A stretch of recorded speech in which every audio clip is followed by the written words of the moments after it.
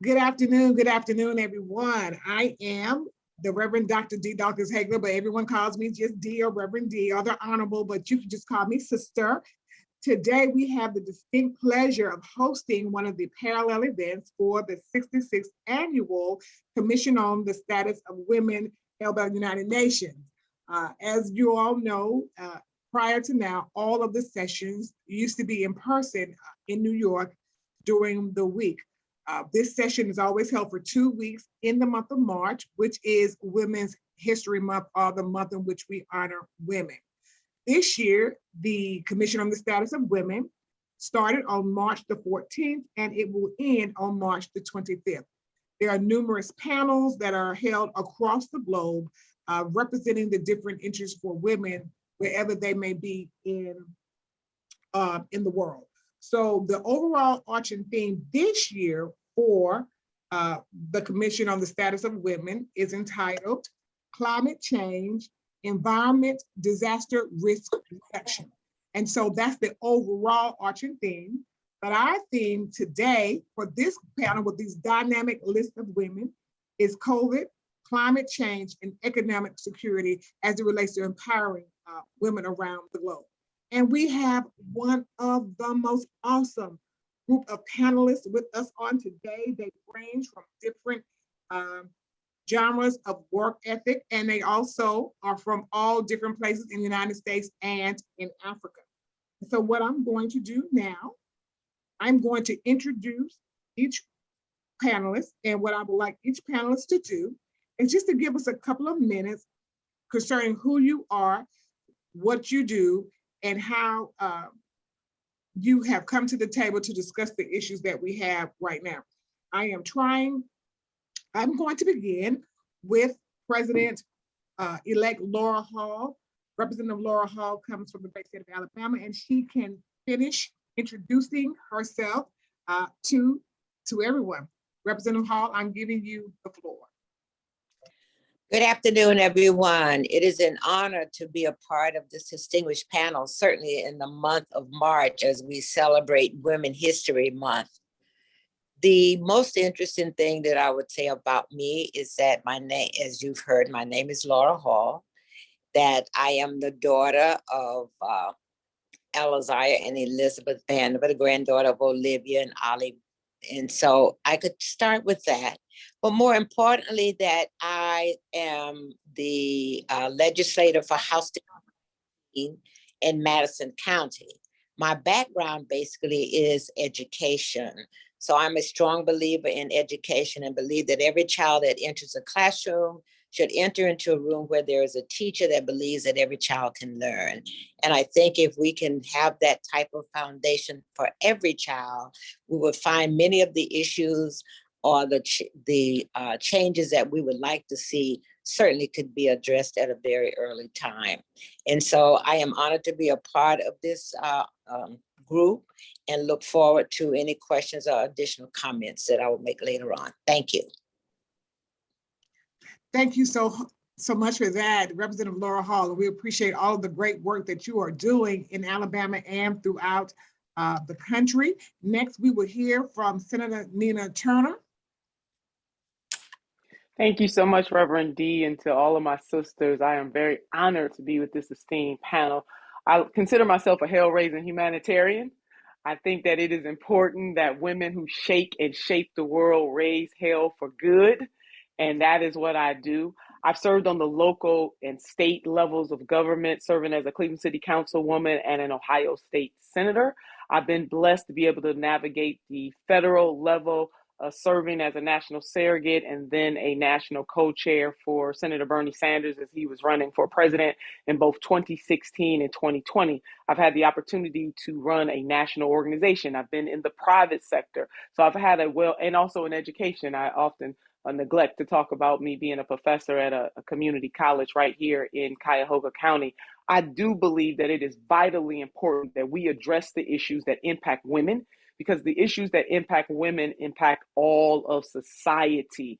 And if and when we are lifting women, not only as a nation in the United States of America, but all over the world, we lift all people. We especially lift communities, because in many communities, women are the caregivers. They're the predominant caregivers. So whether it's children on one side or nieces and nephews on one side, or whether it's parents or grandparents on the other side, women, conscientious women shape and shake the world. And so I am so excited and so delighted that we are going to have a conversation about these issues that permeate all of society and that must be addressed. And finally, my greatest, I got a whole bunch of titles and a whole bunch of degrees, but my most important title is Mama, and now a Yaya, a Jima. Oh, wow. And it is because of those roles that I am blessed to have, to play in my life, that I am so motivated to continue to be a champion for what is just, for what is right, and for what is good for not only the United States of America, but the entire world. Thank you so much, Yaya. I appreciate that. All right, I love it. I love it. We are doing a new thing, how these Yayas, I'm a Gigi, so we know how to, we're looking a different way in this generation. So thank you for that. Okay, now we will have Dr. Jayne Morgan.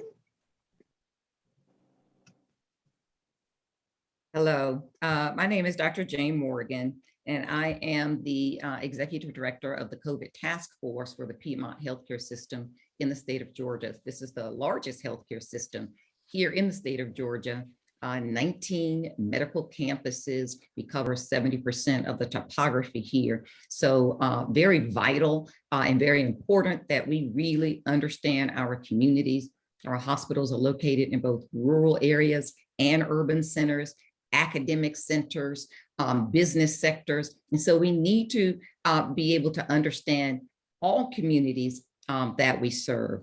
Let me first just start out, as we've been in this COVID pandemic for 2 years. And can I just start out by just saying, I am so proud of everybody for just getting through these 2 years. Can we just take a moment to congratulate ourselves just for getting through it? And even though we may not be on the other side of it quite yet, as I'm watching this BA2 variant, as I'm watching wastewater sampling increasing, especially in the New York arena, and watching everybody demask, this is actually an absolute great time. And we are in this lull, as I watch this uptick in Europe, for you to stock up on your COVID test kits, stock up on your N95 mask. And if you haven't been vaccinated, get vaccinated. If you're fully vaccinated, get your booster, get up to date. If you're immunocompromised, get your 4th shot. This is the opportunity for us to prepare. And as women, we are the leaders of these types of decisions in our household. People do it when we say it's time to get it done. And so we really have a lot of influence over the vaccination rate and also the infectivity rate. So it is important and incumbent on all women to make certain that we have the correct information and that we are not skewed in disinformation campaigns, because we lead household medical decision-making. And that is just a fact. And so we have to make certain that we understand that responsibility as we move forward. And throughout the world, we absolutely want all women to step up. We see so many countries that still have not been vaccinated, so many opportunities for leadership and for global leadership. And certainly women, like all of us here today on this United Nations panel, have taken the opportunity to step up and lend our voices such that we can always provide the correct information. So I appreciate being here today, and I'm looking forward to the discussion. Thank you so much, Dr. Morgan, for that input. We needed to hear it. Thank God that we are still all here. All of us are survivors. So we really thank you for saying that. We appreciate that. Next, we will have Davisa L. Johnson. Good morning. Can you hear me okay? Can you hear me? Yes, we can. Okay, great. So my name is Davisa L. Johnson. I really appreciate the opportunity to be here today. I have somewhat of an interesting story. I will be on this panel to talk about agriculture. It's National Agriculture Day, so I just want to start with that. and to also say that my journey is in between the United States and Africa. I recently moved to Africa based off of the COVID epidemic or pandemic in the United States and what was happening in Georgia. I was in Ghana at the time when they started locking down the world. The flights were being canceled. I had an opportunity to get on a flight to make it back to the United States. And then there were food shortages. So that jump-started me into my agricultural journey. I have 4 children, and I was concerned about what this was going to turn into, what the pandemic was going to look like. So I started growing my own food. I started with a small patio garden just to grow herbs and vegetables, just so that I could make sure I could feed my family. That also led me into thinking about the other people around the country that also lived in maybe low-income neighborhoods that didn't have access to food, were already in food deserts. So the pandemic just really amplified the amount of women, especially that were caring for children and caring.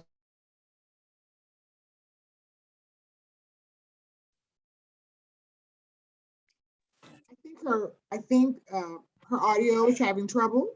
So we will come back to Davisa in a moment. So we will go ahead and we will move right now to Sister Mzamo. Would you like to go ahead and present who you are? Thank you. Wow. Thank you very much.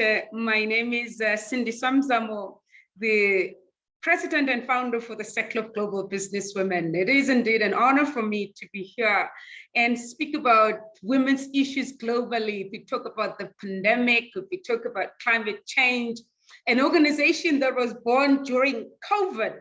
I mean, we are 11 months as I speak today, but the work that we have done, it's like we've been in the sector for the last 10 years. I've served in the private sector of South Africa. I've served in the government sector of South Africa. And also, I love working with women.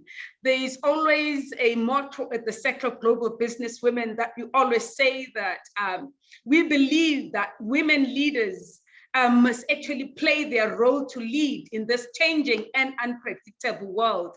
And that is the way out of mediocrity and highway to growth and greatness. And that's who we are as women. And when women rise, nation rises. Give something to a woman, it's guaranteed, it's done.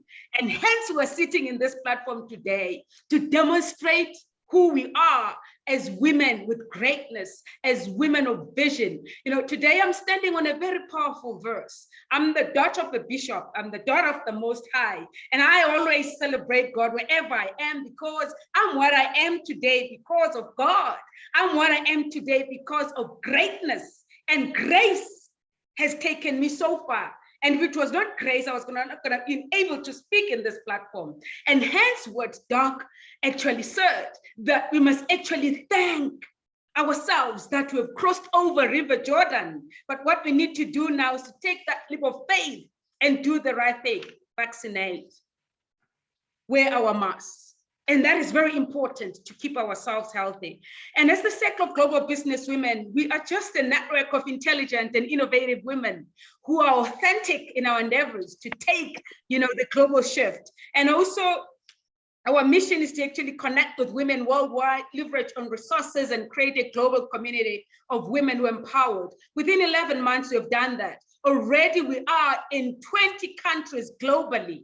And we have country presidents in those countries that are existing, taking the circle to the next level. And one exciting achievement last year on the 15th of December, we signed an MOU with the US-Africa Trade Council. We are working with the US-Africa Trade Council as the Circle of Global Businesswomen, taking the US-Africa Trade Council to Africa, but also taking women to make sure that women get these opportunities that the US government and private sector is actually showing to the African continent in partnership with our partners. And also one excitement, we're signing an MOU on the 30th of this month with the Africa Forum, which is the former African heads of state. I'm really humbled because we are actually going to be working with the eminent persons of Africa and how do we silence guns through economical activities in the continent.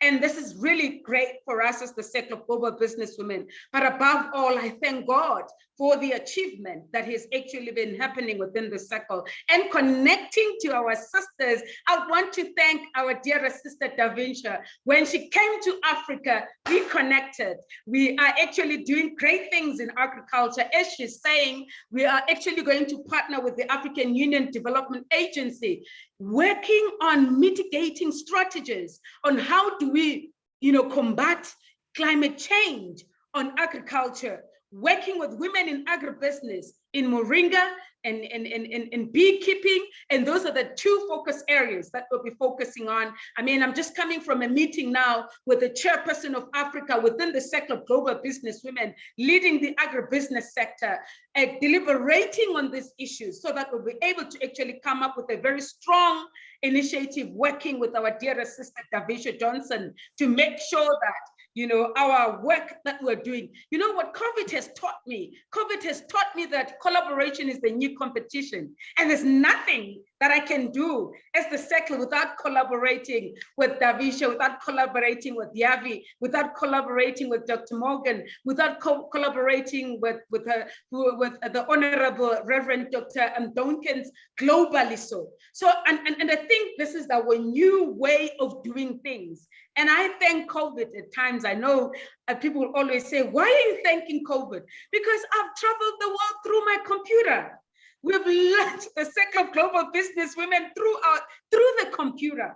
I never took off on a plane, but all our programs were done digitally so. And these are the other way of actually saying that COVID assisted many women organizations, but also at the same time, it was a disadvantage to a lot of women who lost their jobs. And I think today we'll be deliberating on that to see what is our way forward post-COVID. And I know here in South Africa at 8 o'clock, President Cyril Ramaphosa will be addressing the nation on the way forward in terms of COVID. So we're looking forward that is going to be a positive announcement that is going to come from President Ramaphosa, so that he opens the economy, so that women can go back to the economy and work and take their rightful position. And with those words, I'm really excited to be here and looking forward working with you. Thank you so much. Thank you. That was a great, great introduction. You really gave us a lot of information and we really do appreciate it. And I heard several things that I'm going to double back on in a few moments that you touched on. I won't forget. Davisa Johnson, would you like to come back on because you had a little bit of technical difficulty, or do you want to? Can you hear me now? It should be very clear. Can you hear me now? Yeah. Okay, good. So sorry I had some technical difficulties. I'm not currently in Africa, but I believe that I am sometime. So my name is Davisa L. Johnson. I am president of the Cooperative Executive Management Team, as well as global chairwoman and founder of the African Women in Agriculture Alliance. Today is National Agricultural Day.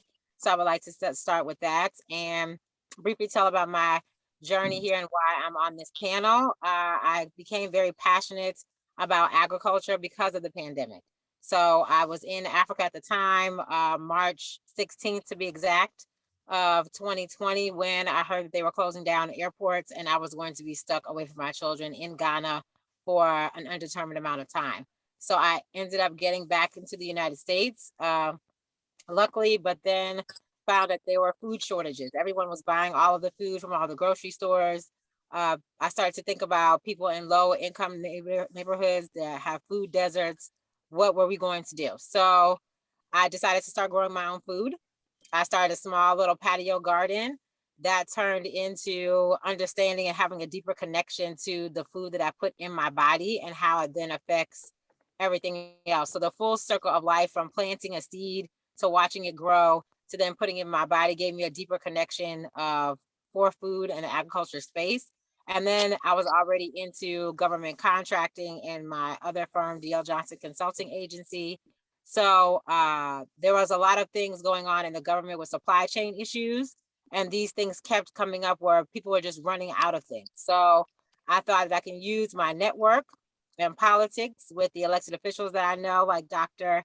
Reverend D. Dawkins-Haigler and Dr. Hall, who are on this call, to find out ways that we can not only help our community, but help people like me that are mothers of children that didn't know what they were going to do in this pandemic to have access. So access to food, access to the ability to not just grow food, to consume, to eat throughout this pandemic, but what did that look like for people that have businesses?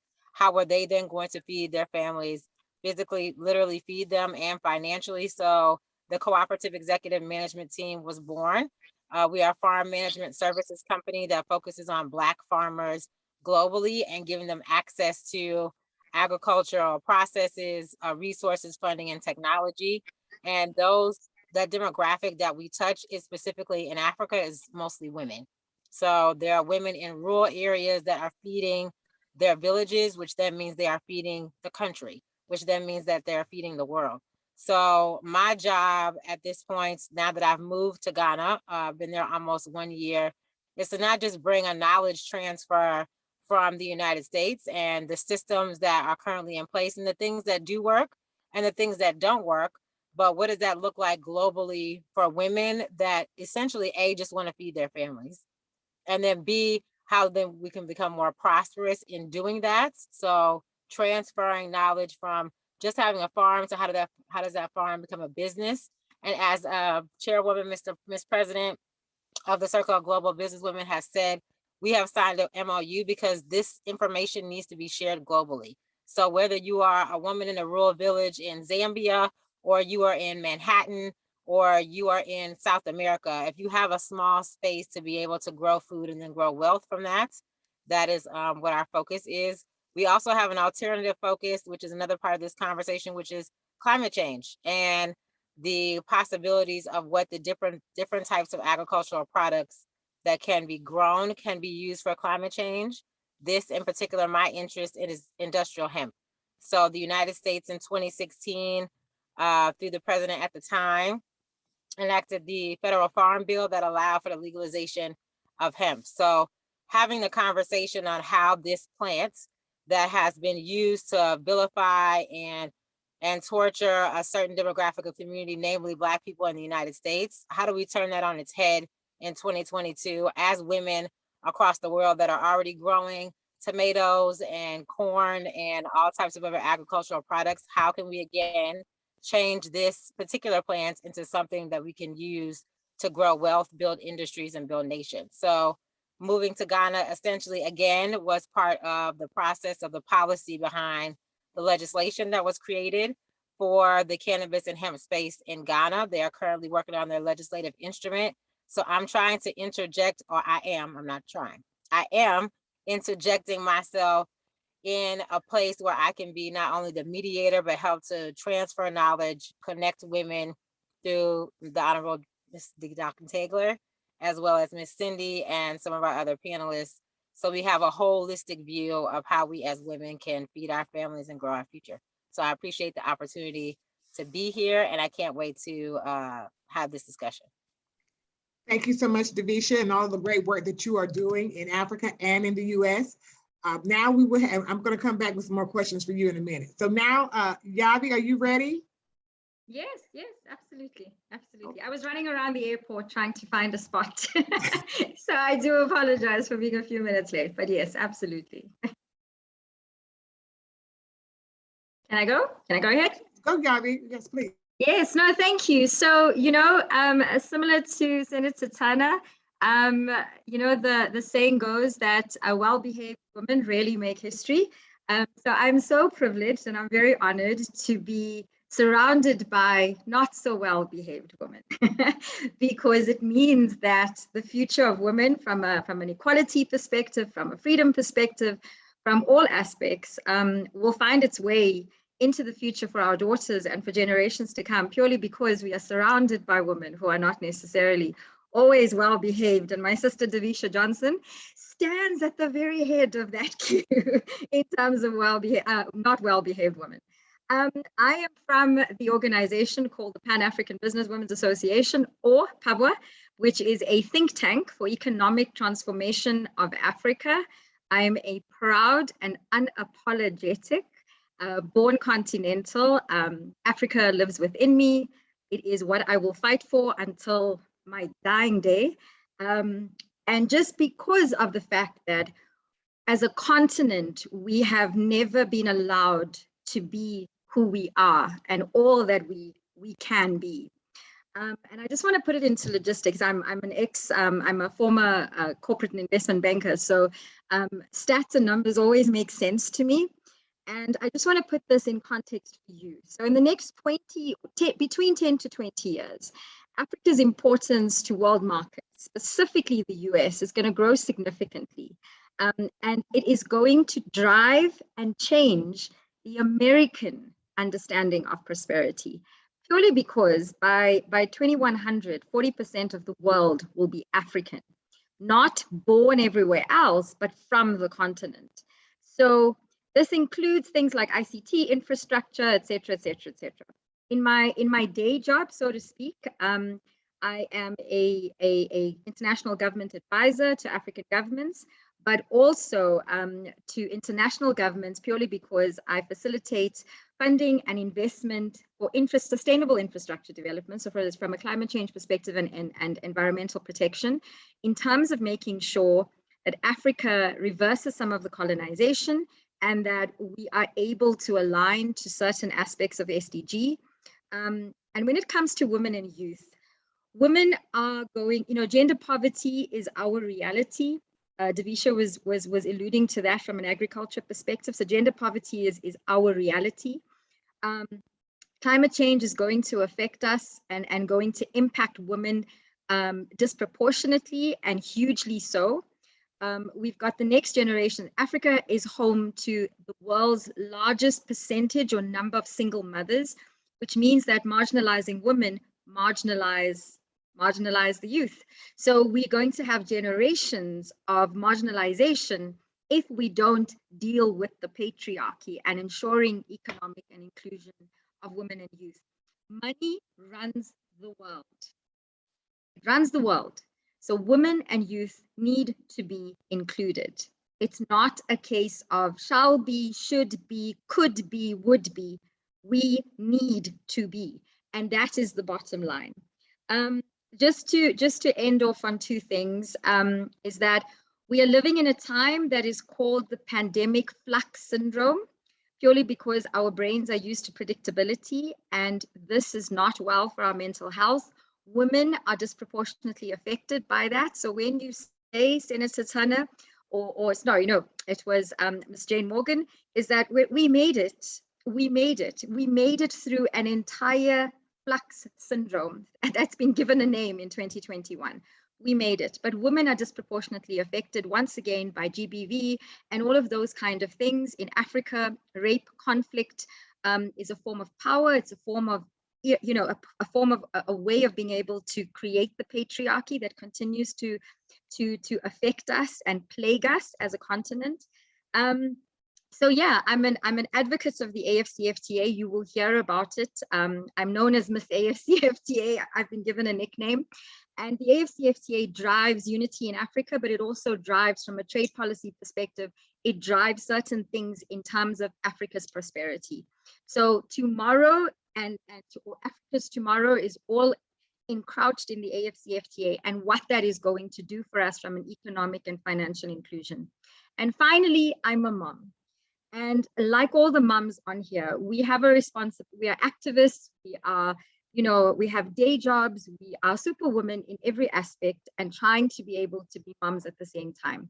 We've got a responsibility, or I see it as my responsibility, to produce a contributing citizen to the world, to make sure that she is not just, given from an equality perspective, given the opportunities, but also makes the opportunities and fights for who comes after her. So that is what I see as my responsibility as the mother of a daughter. And these are just some of the things that we look at in terms of how we operate in the sphere of being born continental, being born a woman on the continent of Africa, which is sometimes being born worthless, and being able to make sure that those who come after us are always taken care of. It's our responsibility. So on that note, thank you so much for the opportunity.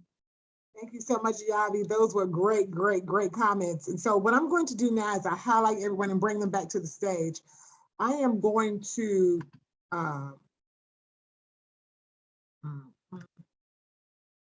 bring back the speakers so that we can all participate together in a round robin discussion, a robust discussion. Again, you all, this is dealing with COVID, climate change, and economic security. And we have some of the most dynamic speakers on with us today. You've heard their introductions. This will be available for upload later so that you can see it. We're going to start right now with Senator Turner and Representative Laura Hall. I want to make sure, oh wait, what do we have going on right here? Okay, I want to make sure that we begin with this first question around advocacy. Dealing with everything we've heard with climate change and COVID, how do we in this space advocate in the policy space? How do we get things done in the policy space? You know, I think Reverend D, it is important, and Yavi hit on that. I think every woman, certainly all of us on the panel, have hit on this in some way. It is the whole notion that we see a wrong and have a willingness to correct it through public policy. And so there must be national, there must be, as far as I'm concerned, local, regional, state, and national responses. But then there also must be a global response. As we look at and internalize exactly what COVID has done, what this pandemic has done, both in terms of seeing a promise in the problem that this pandemic has created, it is vitally important that we understand that we are interconnected. If we didn't understand that before, to quote my grandmother, we sure enough understand it now. And so we must have leaders who are absolutely committed, not just through their words, but through their deeds, in helping to ameliorate the challenges that COVID has presented, but also the opportunities that COVID has presented as well. Those opportunities to collaborate, as one of our sisters just said, that collaboration is the new form of competition. Yavi named the situation that we are in terms of the syndrome and the impact that it has on countless women all over this world. What is our commitment one to another? You know, it was Congresswoman Shirley Chisholm who once said that service is the rent that we pay for our time on this earth. What is our service capacity, both from an elected and policy-making bureaucratic perspective, but also our service on an individual level as well, which every woman that is on this panel, we have accepted the mission, accepted the challenge that both in a more corporate, and when I say corporate, I'm not talking about necessarily business, but in a corporate collective capacity, we have a responsibility. And then those of us who are blessed to have other titles have a responsibility in the places and the spaces that we enter to not just carry other people's water, to not just be comfortable with being invited,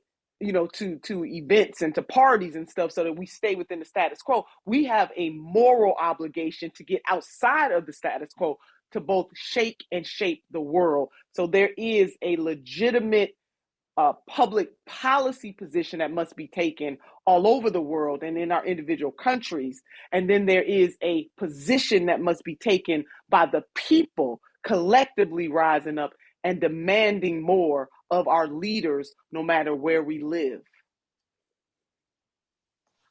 You just said something. You know, we get tired of being invited to the party, or they need our support, but they don't want us to have the leadership positions.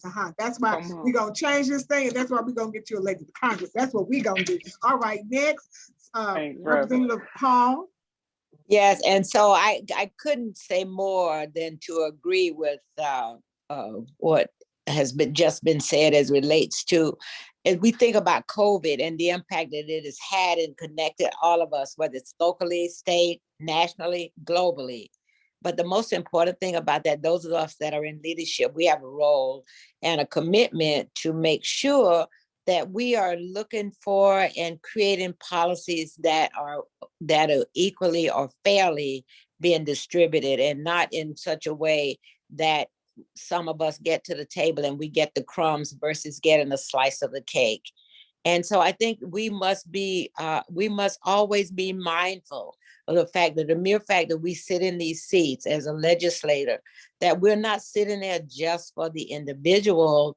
We are there for the people, those 40,000 people that I represent, or those millions of people that's in my state. Because if I do well for the people that I represent, that district, then it certainly should be well for the county. It certainly should be well for the city, should be well for the state, should be well for the nation and for the country. So we should always be mindful that we are not just representing an individual, but we are doing a collective representation.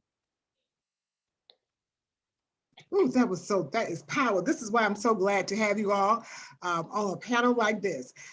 So I'm going to pivot real quick to Davisa, because Davisa is kind of the linchpin, because she's living, in between two continents right now. And so that being said, Davisa, we know that it's Agriculture Day, National Global Agriculture Day, because you let us know that.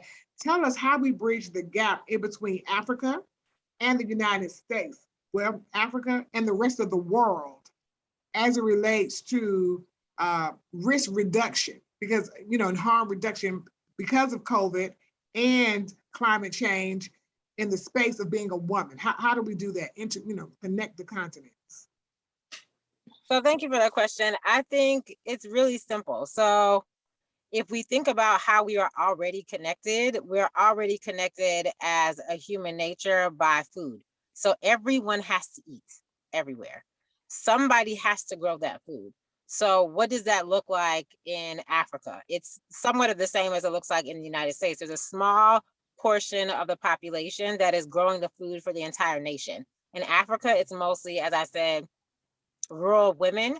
And the things that Yavi mentioned about what happens on the continent are some of the same challenges that women face in the United States or other parts of the world.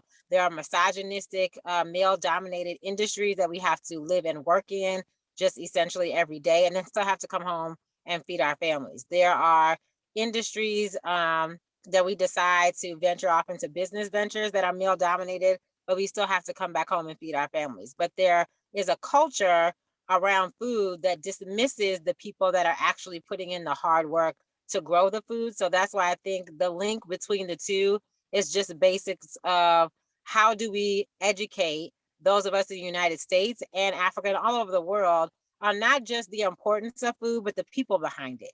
What does that look like for the woman in the village that still has to deal with domestic violence because her husband has a high level position, but she still has to do all the things that she's expected to do in the culture that is there, which is a job of a woman. So that would be taking care of the children, making sure everyone is fed. That's what the culture is. So we translate that over into the United States, for instance. What does that look like? So women are now some of the highest income earners. Black women mostly are getting higher education and going and starting their own businesses. The pandemic has shown us that women are not just expanding their businesses into global markets, but they're also starting more localized businesses as well, because again, they have to go home and feed their families. But how does that then stop the domestic violence? How does that then stop the mental health issues that women may have? So how do we reduce that risk? I think it's very simple that when we start having a deeper connection to understanding the people behind what's producing us to survive on a daily basis, which is food, then we can have a better appreciation for it. I started off with my introduction about what my journey was and how I got a deeper connection to food is because I had lost something. I had lost what Yavi said earlier was the predictability of life. Like I knew that if I went to the grocery store, there would be food. But during the pandemic, you didn't know if there was going to be food available. Even to this day, 2.5 years later, there's supply chain issues all over the world. So those still cause issues within the home when it comes to reducing things like domestic violence and the mental health issues. Losing people has taken on a whole new ideal in the sense of we don't know because of COVID who was going to be there one day and gone the next. You have a conversation with someone in the morning and they're not there. So that causes, on top of everything else women have to deal with on a daily basis, mental health issues that as a Black woman in the Black community, we have a hard time talking about, right? We have a hard time talking about what that looks like if we're depressed, or if we have anxiety, or if there's too much going on in our own lives. But those things can also be helped with food. So what is put into your body also helps heal your mind and your body and your spirit. So I think overall, to start at the simplest form of what this looks like is, in order to reduce or have risk reduction for women just globally, I think as women, and the several women on this panel that I already have relationships with, Yavi with Partner with Africa, and Miss Cindy with the Circle of Global Business Women, I think we're starting to now understand, as Miss Cindy has said, and has been repeated several times, that collaboration is the new competition. So when we collaborate as women, we give our children and our communities a better understanding of how we can connect farms or food or agriculture to business. It starts to make those links. It starts to connect those dots. And then because women are connected globally around the world, we have to look at then a step further is, how are we connecting the business of a woman in South Africa to a business of a woman in Georgia? How are we using these governmental systems and resources that we have in the United States to be able to transfer those resources through collaborations, partnership, MOUs, and then it goes all the way up to people like Senator Turner and Dr. Hall in the legislature, what are in Congress. What does that look like on a policy issue? Because now we can start creating policy, because everyone knows at the end of the day, no matter how many men are part of any government structure, their wives are at home telling them what to do. Their wives are the ones that are feeding them. Their chief of staff, if that's a woman, are the ones that are making sure they're on time. They know what they're talking about. So I think we need to take our power back, and we can start that with the simple things, as I said, of educating on the importance of who's actually doing the work. Wow, that was really good. You just said a mouthful of everything. And so I'm going to double back on that in a minute too, but I want to get Dr. Morgan in for 1 second, because we know that this COVID and this pandemic has really done so much to us as a global leader, especially in this space of COVID. What can we do to minimize the negative impact or the harm that it's having on us? What do we do? What do you do as a global woman leader right now? How do we handle this thing? One of the concerns that I have with regard to maybe our post-COVID era, as we move more and more towards an endemic state, and let me just stop for a moment to say that the reason that we moved into an endemic state is because we as a society couldn't do what was required to defeat this virus. And so now we are forced to live with it, and it will continue to change, and we will have to continue to adapt. And we have the Vaccine Advisory Biologics and Products Committee meeting on April 6th to determine whether or not we will need to have annual or biannual immunizations similar to flu, as they determine what variants are circulating each year, and then bring people in for immunization. So we have to think about what the consequences are of our actions or lack thereof, and what that means for us and our children on this planet. This was a respiratory virus. We are all Homo sapiens, human beings. We live on a single planet, Earth. We require air as Homo sapiens, and you have a virus that is transmitted by air.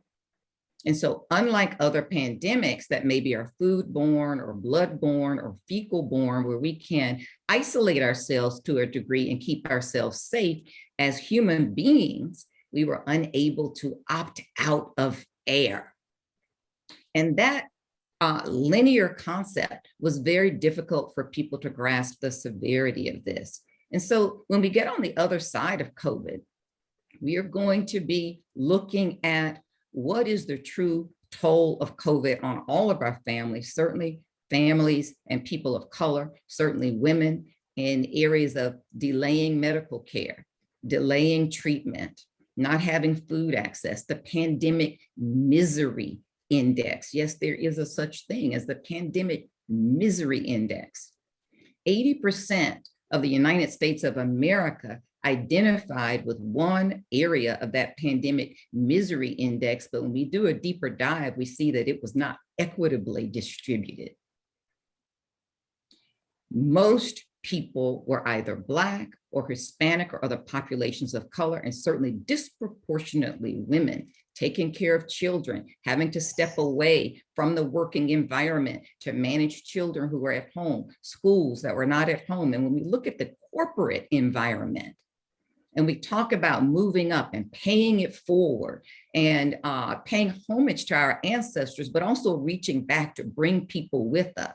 And we talk about that glass ceiling. That glass ceiling is the white woman's challenge. Black women are faced with the glass floor. Ooh. And at any moment can fall through and be sliced and go right back down to where we are, the glass ceiling we aspire to have. And so we have to begin to think about all of this in context, what that means with COVID, what that means with the fallout, what that means with us in general. We have to get our power back. As Black women, we live in the international community. The majority of the world is of color. And we all have these, we've been subjected to colonization.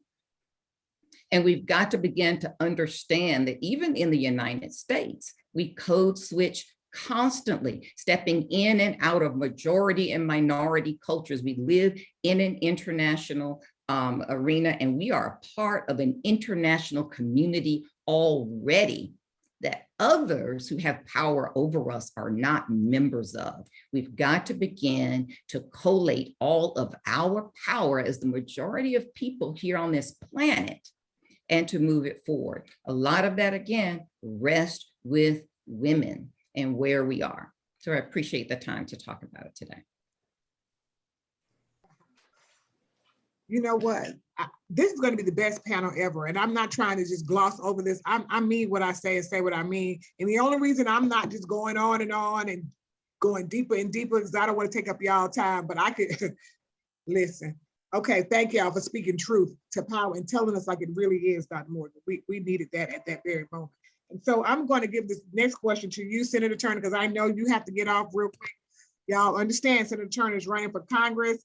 Election's around the corner. She needs to be out there dialing for dollars or be at somebody's meeting. So I'm going to give you this question so you can go ahead and do what you need to do for us. So how does your role as a woman play in this entire conversation around COVID and climate change? Like, what do women lead? I mean, what do women need to do? Not just leaders, but women in general. Just women. What do we need to do? Well, thanks for that, Reverend. I'm telling you, boy, y'all edifying my soul today. I am definitely going to go back and watch the whole thing as Reverend D laid out. I do have to jump off, but this is power. This is show enough, speaking truth to power. Just loving it, man. If I could leap out of my skin right now, I would. I'm saying hallelujah and amen to everything. I think what women do have to reclaim their power. We have to understand what our power is. When I made the statement about shaking and shaping the world, we got to own that. We got to believe that. And we need to do that globally. We are socialized in a society, and it is a colonization of our minds, our bodies, and our spirit to be socialized and to have the Eurocentric worldview permeate all of society. No matter how much we want to resist it, it is indeed a powerful force. And there's a difference between the Eurocentric worldview and Afrocentric worldview, which is more communal, and the Eurocentric view is more individualistic. And so when you have people who have colonized, when you have imperialism, that dominant mind, that dominant belief, that dominant framing has really, it's a maelstrom that has engulfed the entire world. And so while communities of color all over the world try to resist it, it is still a very dominant force. So for me, Reverend, it's part of recognizing that which we are up against, that which we are fighting for, but that which we are up against, and that force is powerful. But I believe like forces like ours have more power, that when conscious-minded people, especially conscious-minded women, because there are some women who are not conscious-minded. Let's say that there are some women who don't really care about community in the same way that we do. And so that's why I want to put that extra asterisk on it, that when conscious-minded people, especially conscious-minded women, get together, we do shake and shape the world. So we must understand what we are up against, and we must be willing to fight for and also fight against. And what we are fighting for is a type of collective decency, both at home and abroad. Dr. King, Reverend Dr. King said it best, that what affects one directly affects us all indirectly. And the pandemic was a centering, if you will, to remind us of that very truism. We must get engaged both on the community level and also get engaged on a global level and connect with different conscious-minded people to bring to bear the changes that are necessary. So whether it is the vaccine, and I'm loving how Dr. Morgan is laying that out, you know, it is a sin and a damn shame that we have nations in this world that sit back and allow the continent of Africa to languish and not have enough vaccine. That is a moral question. So we must, as women, call the moral question. Some things are morally just and some things just are not morally just. They are rotten to the core. That is one example that even in the face of a pandemic, that we have industrialized nations that want to play games with whether or not we are going to stand up to big pharma and say, let my people go, in terms of ensuring that patent, forget the patent.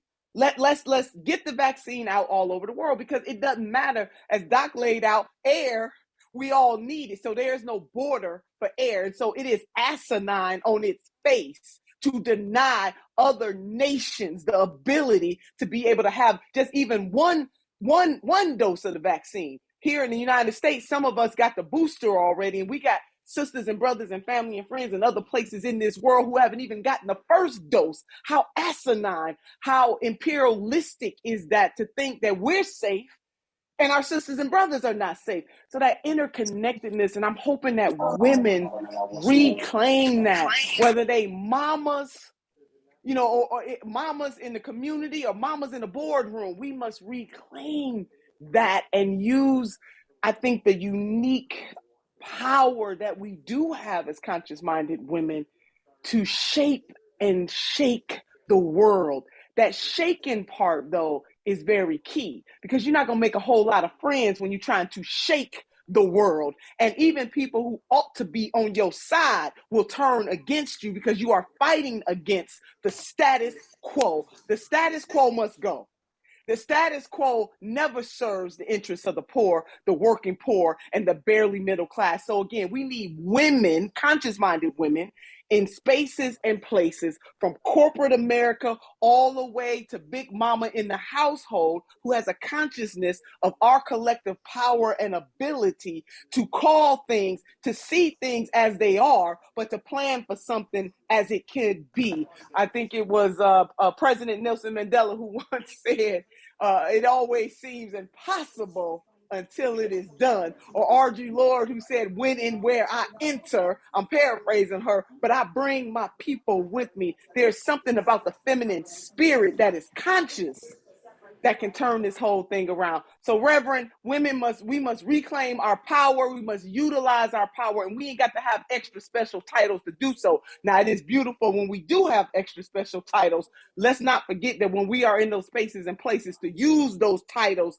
in benefit to the people who need us most. And in lifting ourselves, we lift not only a whole nation, but an entire world. And baby, when Black women move throughout the diaspora, things start to happen. That is our divine and unique assignment on this earth, and it is hard. Does Black girl magic exist? You better believe it does, but we work for every single bit of that magic. And so we're going to just bust on through this thing, sisters. So I love you all so very much, and I cannot wait for us to be together beyond this Zoom. Count me as a sister in this struggle to lift all of humanity, because that is our assignment. I'm loving y'all. Sending so much Yes, love. thank you, Sister Tara.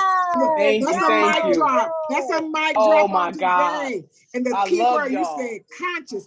So I appreciate you. Conscious-minded Thank you women. for coming on. And Reverend, can I just say, I mean, Dr. Moore, all my sisters doing their thing, but when the doc said, when she said we got a floor, I'm Yeah. saying amen.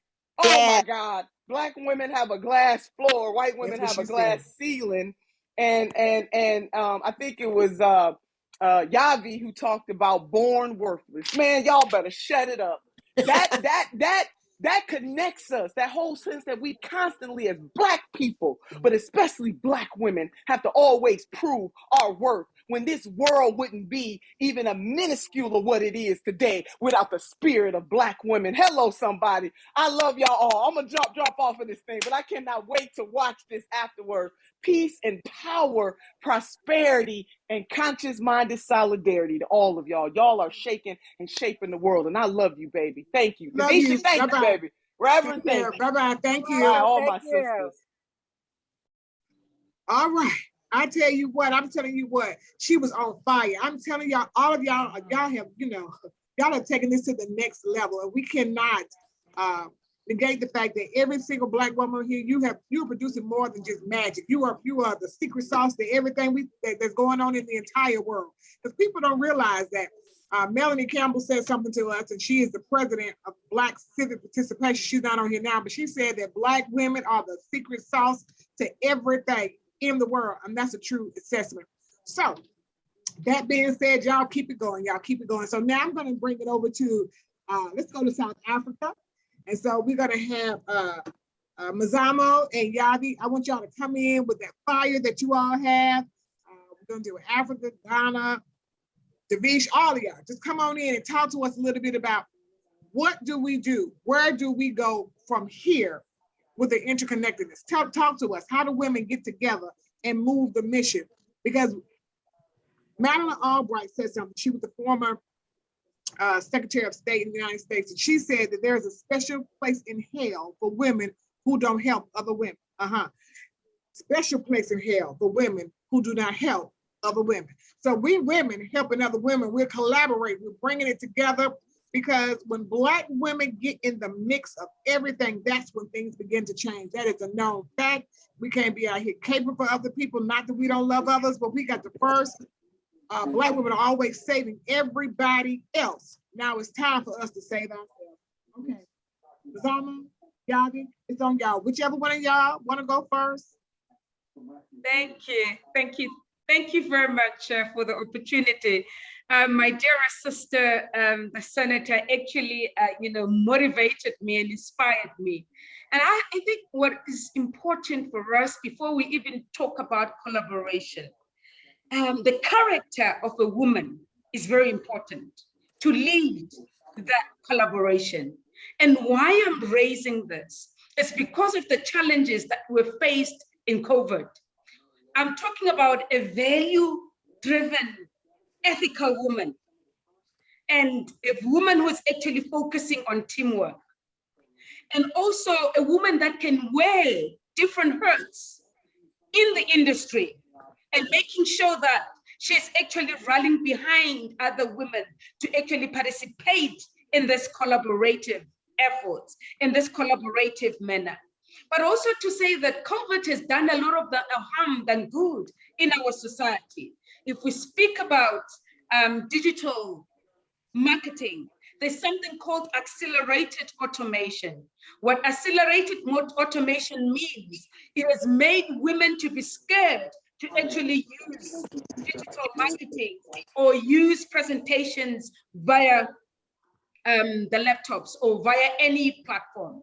So what is important for us is actually a skill that would actually give women to understand their role of how they use digital marketing. Is it being presentation? Is it being talking to public?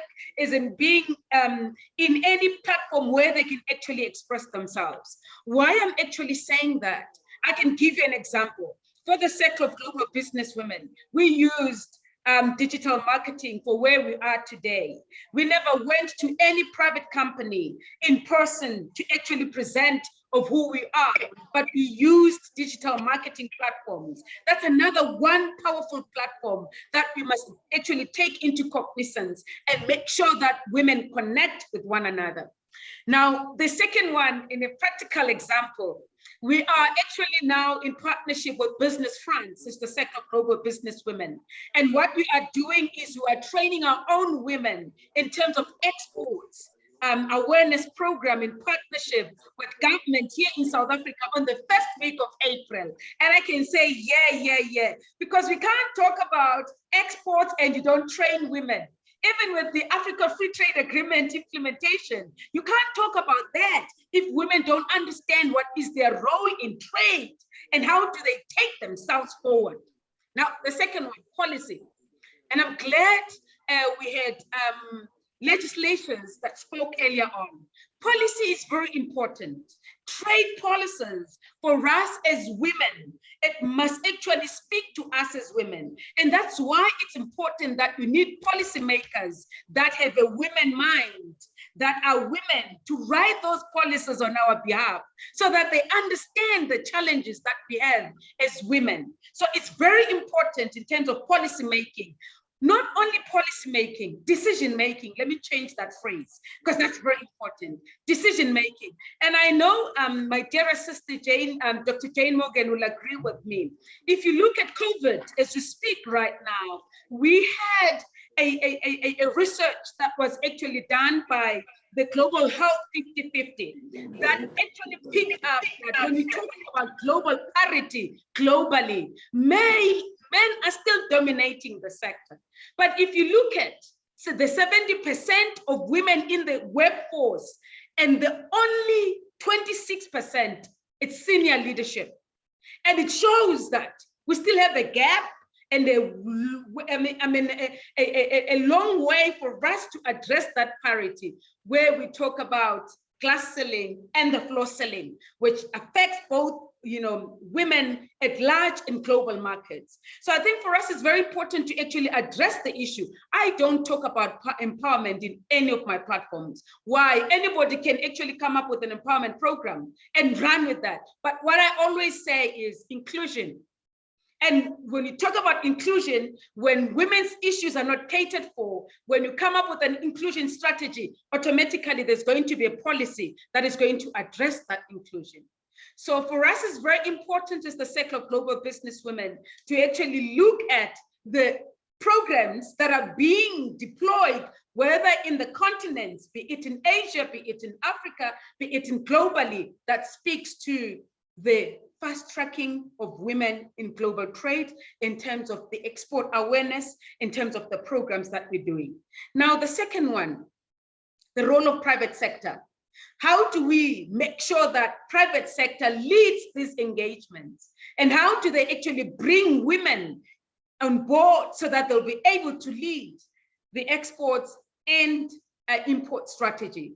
But also women-led trade delegations. We are partnering with Joseph Business School in the US, which is under the leadership of Dr. Bill Winston, where we're going to identify 10 women in the US and 10 women in South Africa. And these 10 women will come together and exchange their programs, which is going to be a peer-to-peer mentorship program, so that they'll be able to actually travel to South Africa. The US women will travel to South Africa, and the South African women will be able to travel to the US. That's what we call collaboration. That's what we call the practical way of actually doing it.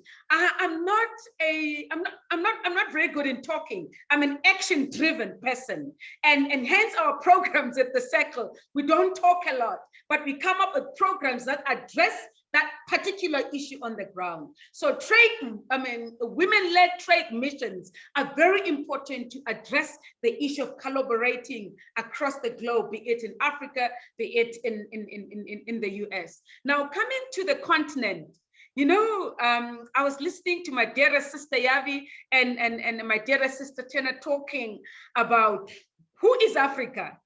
And I'm an African, and I love being an African. And my godfather, former President Thabo Mbeki, when he says I'm an African, I owe my values and being to this continent.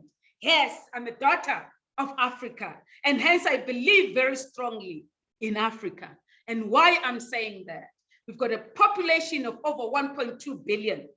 Now, when you're looking at our GDP, 6.3 billion, when you're looking at our growth trajectory in terms of economic statistics, you're looking at about 5%. Where are women? And the implementation of the Africa Free Trade Agreement must actually look into that in terms of the Women Trade Protocol. And how do we make sure that women are leading in this program? And we are humbled enough and blessed enough. We're in partnership with the Africa Free Trade Agreement. When we launched the Circle of Global Businesswomen, His Excellency Wamgele Mene was the speaker at our launch. And he embraced us and he told us that women and youth are key to actually make sure that Africa survives and Africa leads with integrity and dignity. And hence I feel very strongly that women, especially we've got women that are actually been doing trade, from Cape to Cairo, we call them informal traders. These are the women that must own the implementation, not me. I've never traveled all over the continent. And I'm a policy maker, I'm a decision maker, but the real women on the ground, the real African women, I'm supporting them. I stand on their behalf. And I'm an advocate of informal traders who are women in the continent.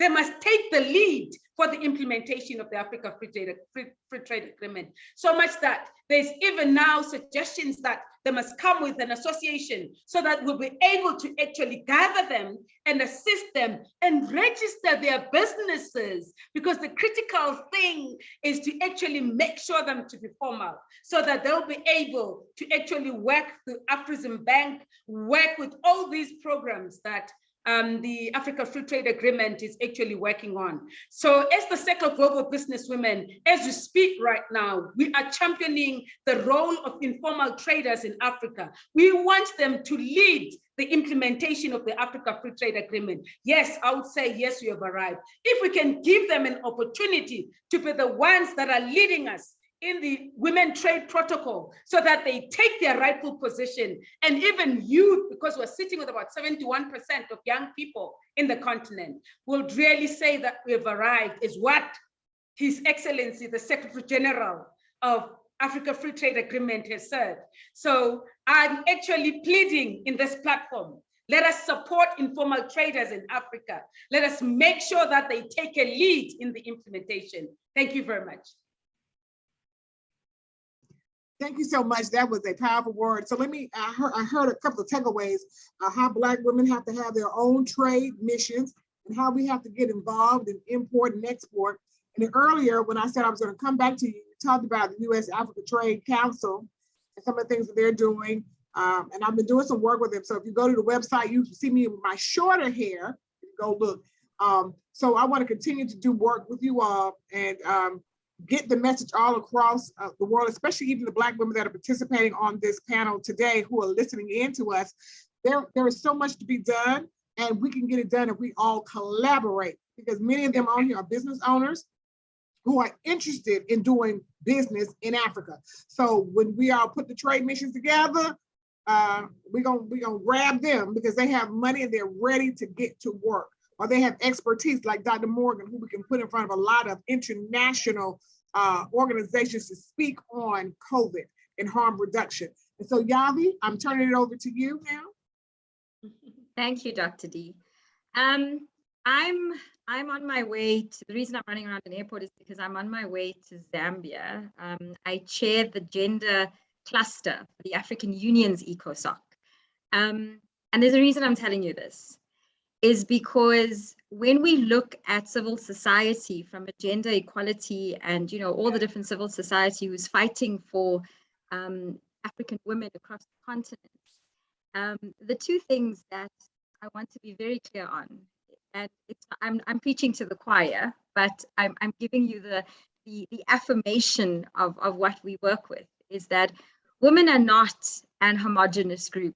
when it comes to equality. Yeah. It's not. We are not. Women are the perpetrators of patriarchy. And it is women that will hold us back. It is not men in most cases. And this is the world over. It's not an African syndrome.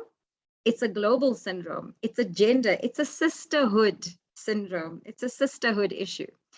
So on the back of those statements, there's a couple of things that, when you look at it in terms of what that means that we have to create currency from our consciousness.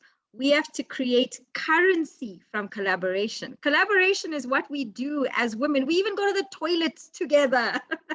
So we have collaboration in our souls. It's not something we need to find. We have men telling us now that collaboration is the new thing. Darlings, we were born with it. We don't need to be told. It is something we need to do. It's our currency. It's what we have always done. It is the thing that is going to get us over the line to where we need to be. But we need to understand that collaboration is not just anyone and everyone, because the perpetrators of patriarchy are women. Women are not an homogeneous group. Davisa L. Johnson and I have not met in person. I have not given my sister one of my famous hugs, purely because we have met online on a webinar that she organized like this. We are today, my belief is it's not something you talk about unless you do. So we have a partnership, and our partnership is based, it's called Partner with Africa, purely because it's based on partnering the diaspora in the US and Africa. But we started it as in with ourselves first, to understand what that would mean, to understand how do we work together as two sisters who understand the basis of what that would mean to two women working together. And that is very, very critical. The other thing is that when we talk about policy, so policy is that thing that, the policymakers and the academics and the technical people like to use all these smart, big words. And when it comes down to it, it matters not what the policy is. Policy is about creating an enabling environment for citizens of a country, a continent, region, global, whatever we want to talk about, to be able to enact and benefit from. I have a question. All the policies that exist under gender, whether it's the US, whether it is Africa, whether it is Europe, it doesn't matter. Do we know what percentage has been implemented? Do we as women monitor and evaluate what our progress is? We fight for the policy, we get the policy, and then we're like, we're done.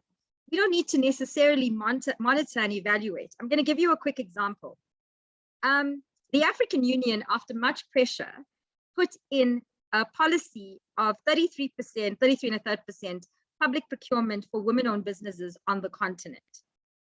That was a couple of years ago. To date, nobody can get those statistics. Those statistics are intentionally sabotaged, that we don't understand what has been not given. South Africa has gotten to the point where, because we come from a background of democracy and fighting for freedom, we are unapologetic about holding people accountable, although not really as well as we should, purely because our president 8 years ago said, he's going to up 33.3% to 40% public procurement for women-owned businesses in South Africa. They did the first research after 8 years. I want you to guess for a few seconds what you think after 8 years it was in terms of that public procurement. It was 8%. Now, that's a bad thing, it's a good thing, it's everything in between. The point I'm trying to make is that we can have as much policy as we want to. We can create many different things. So, Sindiswa, we have put, as PABWA, we have put together, we have submitted the one, the only, the first, whatever you want to call it, it doesn't actually matter to me, but the Women in Trade Protocol Policy Brief to Wamkele Mene. Here's what the issue is going to be. The issue is not about creating the policy. The issue is, how are we collectively coming together that collaboration for purpose needs to come together to find out whether what they say in the document is actually being enacted. And when we are blocked, which women are we going to say, let us through the door because you created the policy? It's women that will block us. It is women that will say, she, who does she think she is? These are our daily, this is a pandemic that has been around from a woman in business perspective for as long as I can remember, and I'm not young. So on a closing note, the issue for me is, how do we start to hold each other accountable for that seat at the table? It's not about, you're not giving me a seat at the table because you're nice. You're giving me a seat at the table because you have to, because you should, and because if I need to be there, then I need to be there. So how are we holding each other accountable? And that is my last thing to say to you, is that every time and Davisa is a classic example of that, just because she's here, there's many others, is that my question to myself, I said to you earlier, my responsibility to this world is to raise a contributing citizen that just happens to be female. My job, that means in raising a contributing citizen, is to be a role model of that. So when I'm at the table, my question to myself is, how many women am I bringing with me? How many women have I brought with me? And how many women are going to be in my legacy that I have brought in my lifetime? Because it doesn't matter what I say here, it doesn't matter. And on that note, we have launched the 1 million women and youth trained on the AFCFTA within the next 12 months, because we don't need permission to be part of your policy. Your policy was created, we will use it, whether you like it or not. And that is basically, from my perspective, how we demand what we need to is the only way we are going to have to be. We have to be unapologetic, and we have to have really thick skin and understand, you either do that or you shut up and sit down in the corner, because it's not going to happen otherwise.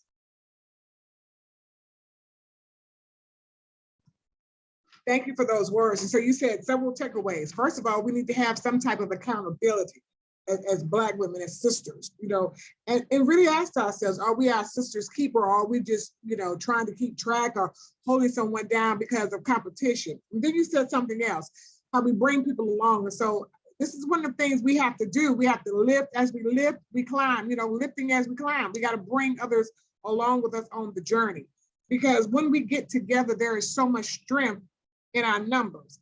And a lot of times, and we just have to be honest, those who make the policy decisions are men around women's issues, around gender issues. And so they don't take the time to collect the data. And data presents the real truth. Where there's absence of data, you really don't know what's happening and what's going on in the real scheme of things, because we always need someone to collect the data, y'all. The data makes the difference. Data doesn't lie. People may lie, but data does not lie. True data does not lie. So we got to have the data around everything that we're doing. Okay, now it is 1:20. I said we will be through with this panel. No later than, now we're going to round it down. Is there anything you would all like to say? Before you all get off, I want to, Representative Laura Hall had to get off. For those of y'all who came on late, who didn't get to see her or did see her, Representative Laura Hall is the president-elect of the National Black Caucus of State Legislators. That means that in December, she will be the head of every Black legislator in the United States of America. And that is something to be talked about. Every Black legislator and state legislators in this country, that Black woman is going to be leading come December. She's also the former national president of all the Black elected legislative women, but she thought it not robbery to come on this morning and talk to us about these global issues. She's very involved in the global space. She's always involved in advocacy and making sure that we don't stay on that glass floor that Dr. Morgan talked about, but that we actually start shattering some glass ceilings. So we want to say that. We want to, of course, Senator Turner had to get off. Dr. Morgan Do you have any parting thoughts for us as we bring this all together at the end of the day? Thank you. Such a great and memorable actually afternoon with you all. I would just leave you in sort of this disinformation campaign that we have been fighting against, to understand that as Black women, as women of color, unfortunately, we carry an additional burden of not having the luxury of simply being able to be successful. We have to be able to knock on doors that are not open for us. Even when we know they aren't going to open, you must still knock on them, because people are coming behind you and you don't want them to be the first person to knock. I have very raw knuckles. I've knocked on tons of doors that I knew weren't going to open, but I needed them to hear the knock. If it was my first knock, they needed to hear that. And they need to hear it again. And I know that door isn't going to open for me, but they heard me knocking on it. And so people coming behind me, hopefully, will not hear that. That's an additional burden that we have to bring. The other thing that I will just leave with you is, because of so much information, I have a public page on social media. If you'd like to follow me for science, I talk only science all the time. Tons of COVID information. I do something called the Stairwell Chronicles, where I literally sit on the stairs. Those are my stairs, that's my house. Those are my clothes. I'm sitting right there on the steps. And I really answer a single question about COVID or other scientific matters in 60 seconds or less. So if you don't like the question, if you don't like the answer, I've only wasted a minute of your time. And you get these little leaves of information that you can start to put on branches and fill out the branch and then fill out the tree, because ultimately we are the decision makers in our home for medical care. I'm at Dr. Jayne Morgan, Jayne, Morgan, Instagram, Twitter, YouTube, LinkedIn. You can find me, follow me. It's all science all the time. So I appreciate you guys inviting me today. Thank you, Dr. Morgan. And one quick thing before you get off, you said something in the beginning that I wanted to touch on just for a minute. You said we had a pandemic, but now it's an endemic because we didn't do what we were supposed to do. Help us today, just for 1 minute. I don't know if you do it in 1 or 2. How do we, what do we do as women to stop this? Because I heard that there's another wave coming. I don't know if that's true. But can you just tell us, how do we mitigate the harm at this point, or is it too late? Because you said, right. No, it's too late for this to be defeated, but certainly as it moves into an endemic state, all the points that everybody on this illustrious panel has spoken about, women being leading the households. I think Davisa talked about that. That's not only in Africa, that's in the United States of America as well. We have the power to ensure that people in our households are following public health measures, are getting vaccinated. That's our power, which means we have to understand the science. We have the responsibility of not only raising our daughters, but we have the responsibility of raising our sons. And our sons must be able to support the women's issues as well. We cannot forget our sons as we move on this journey, because they are an integral part and certainly have their own challenges in this society with so many targets on their backs. So our sons as mothers are incredibly important as well. And we cannot forget them, because as women, we will not get where we need to be without the support, unfortunately, of men. And so we have to be able to continue to dig into what we do naturally, this collaborative nature that we have to bring everybody along, just as we do in our households. Our husbands are unaware that we are running it. And so we've got to be able to do that outside of that household as well.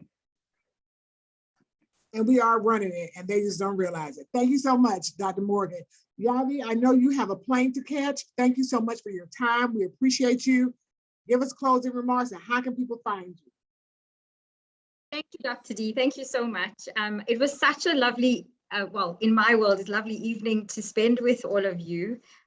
My sister Davisa, my D, I'm going to give you a hug very, very soon. And we're going to make sure that this partnership is really, truly a partnership in sisterhood. But I just want to close off because I do need to run. In Africa, we have a concept of Ubuntu.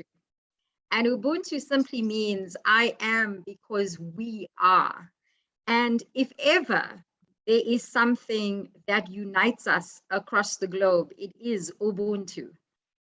Whether it is in COVID, whether it is in climate change, whether it is in joy, in celebration, we are all connected. And Ubuntu is the concept that drives that. So from Africa to the world, to all of you, I wish you a wonderful evening. I bless you in so much abundance in the days and weeks to come. And I hope we can all meet in person as soon as we possibly can. But please come to Africa. We have the most amazing continent in the world. Thank you, thank you, thank you so much. Thank you so much. We appreciate that. I'm usually in South Africa a lot, but now that I'm running for Secretary of State, I can't do it, but we will be there soon. Thank you again, Yavi. Thank you. Okay. Mzamo, closing remarks so we can get. Thank you very much. My closing remarks, in the next coming 2 days, President Ramaphosa is going to be hosting the South Africa Investment Conference, where we are looking at investors from Europe, from Africa, investing in South Africa.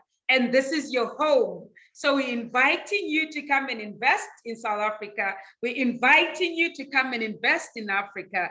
And we are one family. And this is what COVID or the pandemic has taught us, Dr. Morgan.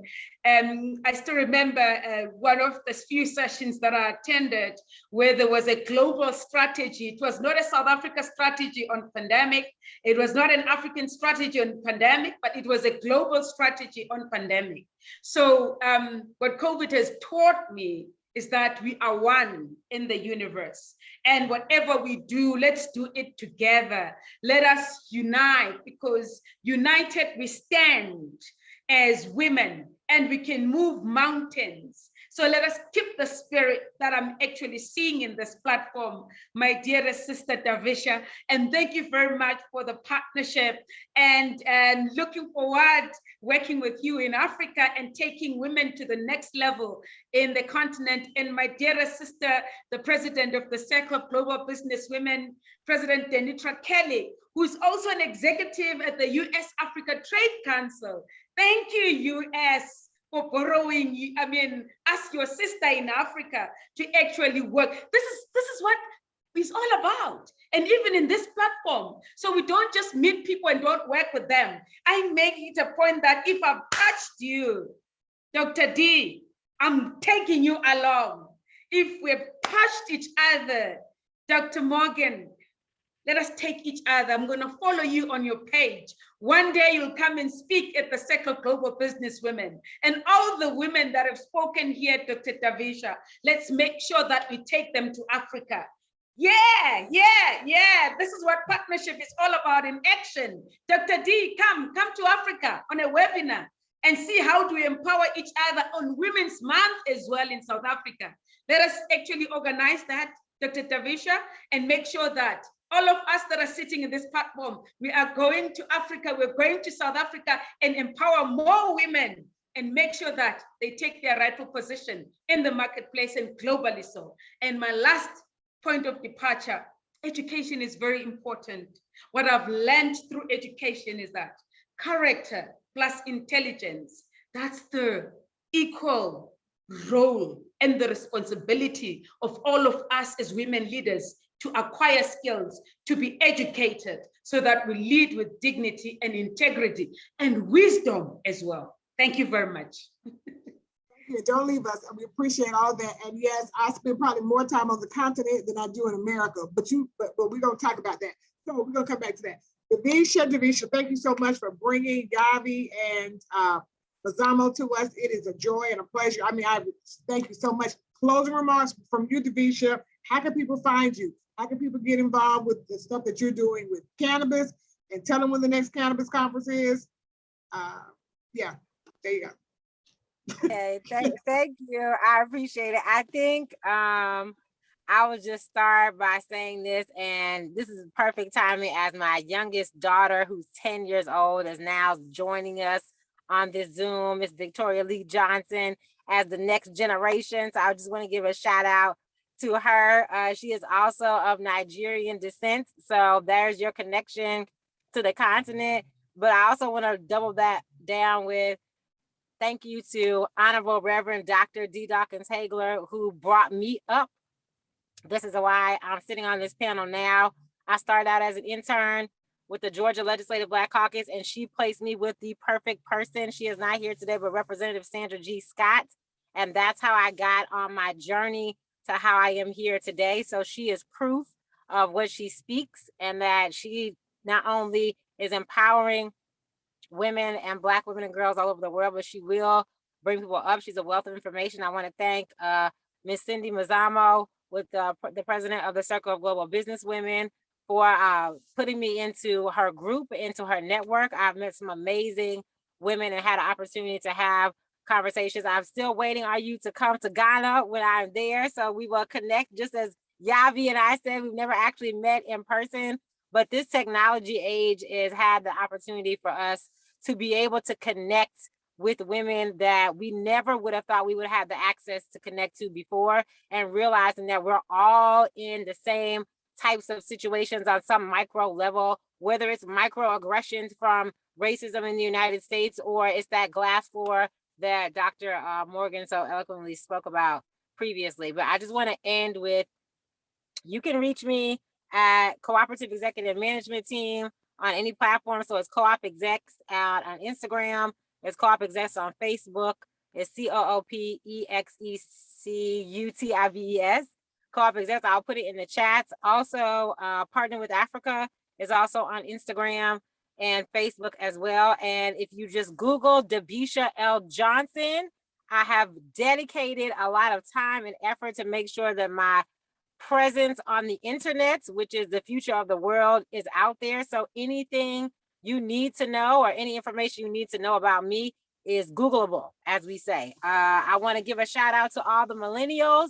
I'm here for my people, for my demographic of the next generation that I always talk about, to make sure that we can not only get the knowledge transfer and connect, as Miss Cindy said, bring everybody to Africa. I'm trying to do as much of that as possible and get everyone to make at least one trip to the continent, so that all of the things that we've talked about, as we've said on this panel today, we can see with our own eyes, and it will energize you wherever you are once you leave the continent, to go back to your home country and do something. It will give you the inspiration to be your best self. Even if you already thought you were there, it will add some secret sauce on top. So I just want to say that's Africa is in me as well. Although I have not done my DNA yet to know where I'm from, all I know for a fact is that I'm African. And all I know for a fact is that I'm a woman, and a young woman, that is trying to raise her children to understand this global marketplace, how important it is, and that everyone should be connected on a micro level. And again, I will go back to that level is food. So as Black people love to break bread with each other, that is circle back around to why this panel was so important for me on National Agriculture Day, why it's so important to talk about the cannabis and hemp space and how that intertwines policy and all the things that we've talked about, but how it also just connects us globally on during this pandemic, with how the good doctor said we have made it, and how Miss D has put together and given me the opportunities that I have to this day to be here, and to my lovely business partner, Miss AFCFTA Yavi Maduri. I can't wait to continue to move forward with the partnerships that we've been able to